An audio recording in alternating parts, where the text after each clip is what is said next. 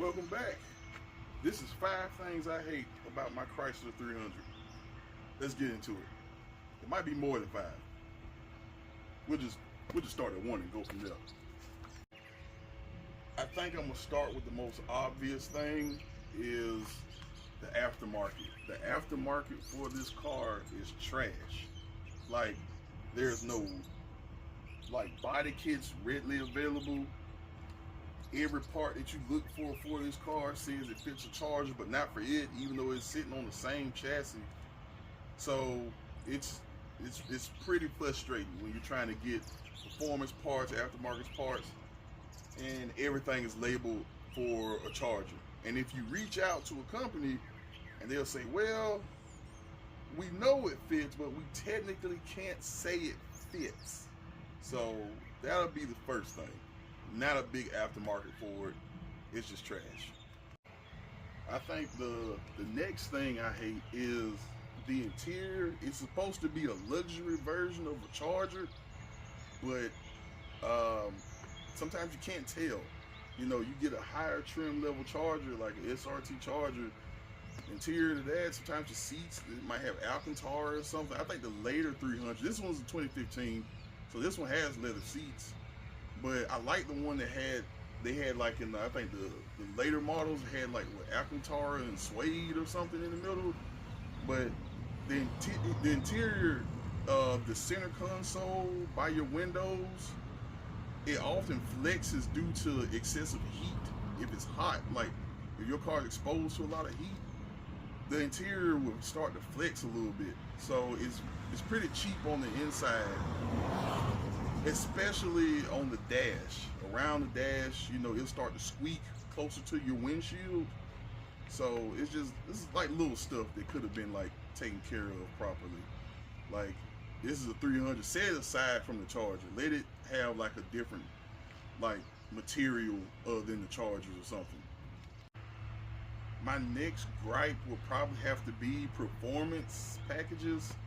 Like this is a 300S, so I feel like the S should have came with bigger brake calipers, a bigger brake package.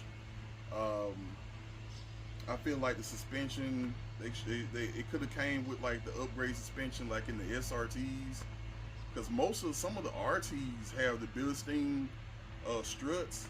So I feel like they could have threw those on here, because after a while the struts, they just feel just really soggy somewhat, and I just feel like this is just a poor ride quality overall with the stock struts that come on this. But I plan on upgrading to the Bilstein struts. I think I got the front pair, just got to get the rear.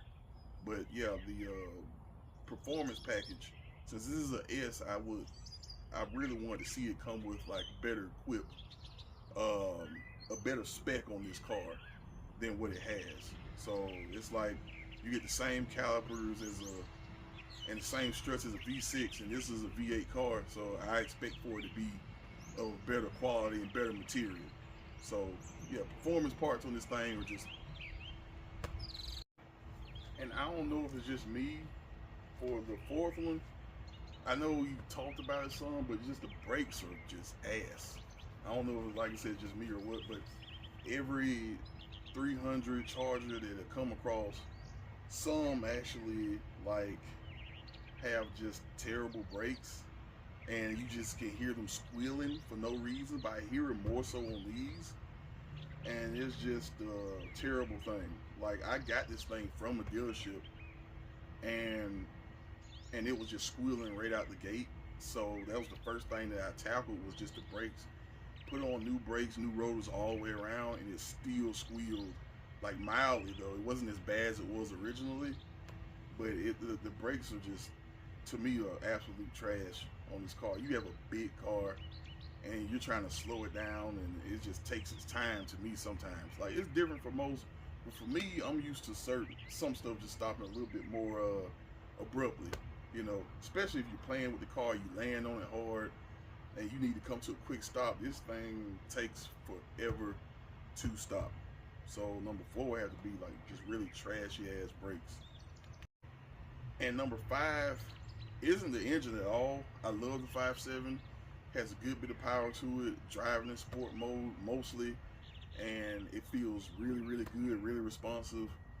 I hate the number 5 has got to be for the transmission. The transmission to this car is just ass. I know Chrysler and Mercedes have a pretty good partnership, and I feel like they could just went another route with the transmission. The transmission is slow to the party every time.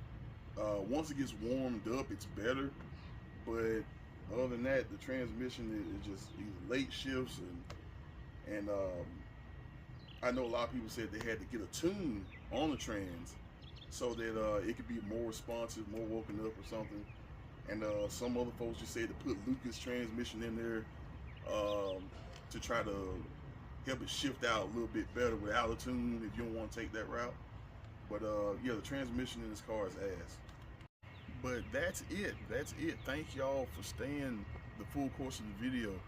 And like and share if this video helped you out in any way, shape, and form. If you're going through similar problems, smash that subscribe button.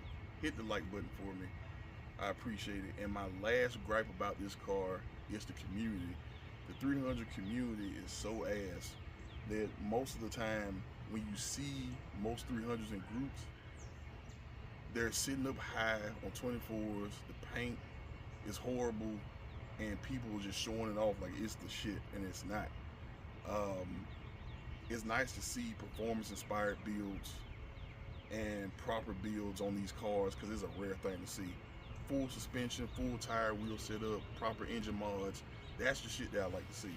So if you're those type of 300 owners, keep doing your thing, and I appreciate y'all for doing it. And there's a few 300 heroes out there that are different from the rest.